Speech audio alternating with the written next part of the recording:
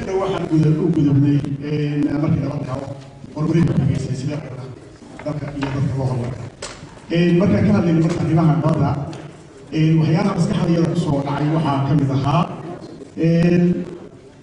واحد مطرب كان من نبضاني ونبضان هذا النبض شيء نوري بجد مركز تصل في مركز كلمة آخر كل جل واحد تيم مركز مطرب سنة سنين waxaa marka maadaama ay nabadu sida miidu tahay sida lagu bixi karo marka ismiri waxaanu ka mid ahay waa muhiim in la isku daro ciidamadii Soomaaliya oo ay Soomaaliya ahay ciidankii nabadda sugi jiray ee ahaa military iyo hadday ahaa ciidankii waa muhiim in la isku raadsho Yurub ay Soomaaliya joogaan taas waxay macna oo laba waqti muhiim tahay waxa kale oo muhiim aan u aragnay in ay tahay in la dhiirigeliyo maamul goboleedyada maamul goboleedyada sababtoo ah way soo dhaqaalaha halkuu ka torontaa maadaama Soomaaliya ay burburtay fasalkii waxa la soo dhaaro maamulkii dibadii iyo meeshii nabad ka shaqeynayay in la dhiirigeliyo kadibna ay kuwa kor nabadda kadib halkaas Soomaaliya way ka soo baxdo nabad sidaas arrinta muhiim ah waa in la dhiirigeliyo maamul goboleedyada weliba markii maamul goboleedyadu soo dhiirigeliyo maamul goboleedyadu waxay isboortaan iskaasada iyo hadalay dhexdooda isu durkaasi Soomaaliya loo qodobay waxaan kaleeto oo qodobka si ka dhiganay ila jiheeyo jiheeyka hubaysan ila jiheeyo oo meeshaas ka maamulka jira xilka iska saartay maleeshiyada hubaysan ay hubinaasha ay raadso xifadii aqoon tababar iyo ku saabsan karaysa ila jiheeyo maleeshiyooyinka nooca ah deerbaan ku waqo nooca ah waxaan ku diiday ka dhignay kanuu aan markii kale ismaaragay ee wadgelin in wacyigelin wacyigelin lagu barajiyo oo ayaan wacyigelintaas waa muhiim wacyigelintaasna aan magaalooyinka ku roga telefishinka joornaalada masaajida meelahaas oo dhan ay dadka ka wacyigeliyo oo la wacyigeliyo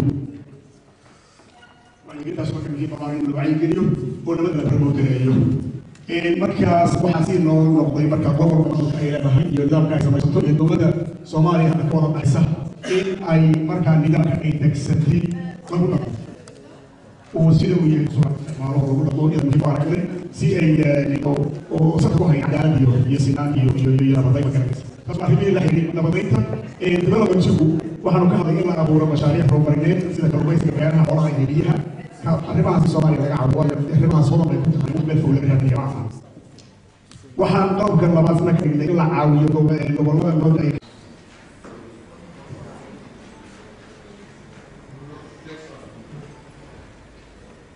There's no any comment or question, I'll be.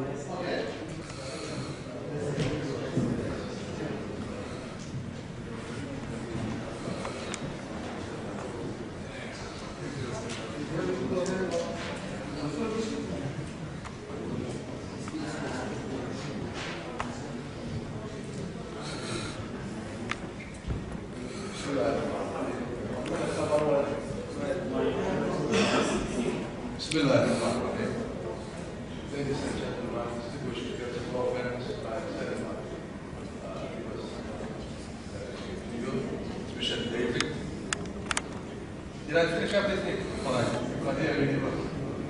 Are you hearing me now? Yes. Ladies and gentlemen, distinguished guests, fellow friends, may I extend a warm welcome to you. I also say what the magnetic atmosphere that we are witnessing. Also, may I congratulate David, Rebecca, from foreign office, other delegates, especially Germany embassy, Uganda embassy, and other people who are in the center. I also try to speak Somali in order to make sure that what I am saying make a good sense. So I hope each one of you who is here, Allah Akbar. And that's one thing. Just I want to speak Somali language, so I hope other people will translate, but that will be easier for you, and I will try to extend all the Somali so understand what I'm talking. Bismillah ar-Rahman ar-Rahim. And Magad ku dhawaada. I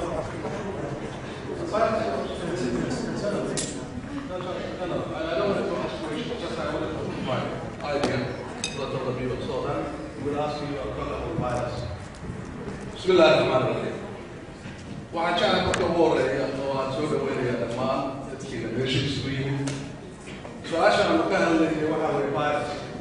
Waxaan filayaa Martin ama Chris baa waxay jecel yihiin inay idiin sharxaan. Laakiin anigu waxaan jeclahay hal kelma inaan idhaahdo oo ku saabsan Soomaalida. Kelmadda waxaan jeclahay qof walba qofku u dhow yahay inuu fasirayo.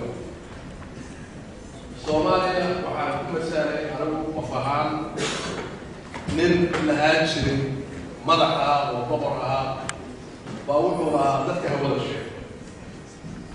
ninka hawada sheegay marka wuxuu u tilmaami jiray markii hawada ku tahay. maalintii dambe ayuu yidhi waa baxaya oo waxaalaadaya ugaarsi iyo waxbaan aadahaya. muddo hadduu meeshii fadhiyey wuxuu la tashaday nimankii saadaasha hawada. waxay isku soo qaadeen oo ninkii saadaasha hawada ku yidhi waad bixi karnaa boqoron maanta ma jiro dib ma jiro waa inaad tagtaa oo adaadaa isa waadsataa. sidii baa ninkii kusoo maray fardihiisii baa boqorkii qaatay maadaama uu sheegay ninkii saadaasha u qaadaysanay. waxaa ka hor yimid wuxuu socdaba nin xoolo leh oo weliba xooluhu ay loo u badan yihiin. ninkii reer baadiyaha baa wuxuu yidhi war boqor maxaa ku keenay meesha maanta maxaad meesha kusa. boqorkii waa isfiirshay wuxuu yidhi waxaa u daawadna waa fiicantana waa asfara waa. wuxuu yidhi boqorow maanta roob baa daayay duufaanna waa dhacaysa marka you have to be very careful. ma uusan dhegaysan in yar kadib baa duufaan iyo roob yimaadeen. markii ay yimaadeen boqorkii iyo eyduu watay iyo fardihii wixii waa ka qoyay dib ayuu ugu laabtay meeshii. wuxuu u yeertay ninkii joogay muxuu ahay saadaasha hawada. wuxuu laga bilaaba maanta shaqadii waa kaa caysh. waxaa kaaga cayshay dee saad ku saadaalisay wax kama jiraan. wuxuuna u yeertay ninkii xoolaha. wixii see wax ka ogaatay waxaa ka ogaadeen inuu dil weyn baa loo leeday ku jira. dilgaas markii roob jiro taa la qufay buu bilaabaa. sidaa daraaddeed baa ku ogaaday. ninkii dilgii uu keenay wuxuu keenay qasrigii. muddo yar markay joogeen baa ninkii wuxuu yidhi waa noqonayaa waxaalaadaya odaydii iyo reerkii. kadib markuu soo laabtayna wuxuu ku soo laabtay maqaabilaya shirkaada. wuxuu ku soo laabtay meeshii. markaasuu wuxuu yidhi waxaan boqoroo kaa rabaa inaad dilgayga ii soo celiso. oo maxaa dhacay dilyadii kale taa la qufay bilaabay. marka waxaa rabaa kadib qasriga leeyahay. waxaa ka wadaa Soomaaliya haddaynu nahay total destruction baa dhacay. waddankii waa baaba'ay. GAT iyo David iyo odayaasha Maxamed aad baan ugu mahadnaya waxyaabaha ay qabteen. arrintaan mar hore I don't want to discuss anything to do with fire because experts are there, especially Martin and Chris, and I wanted to welcome to them to at least explain what is going on and fire from Somalia as an expert and we've been discussing for a while. So I leave for them and I welcome Martin to be here with us. Thank you very much.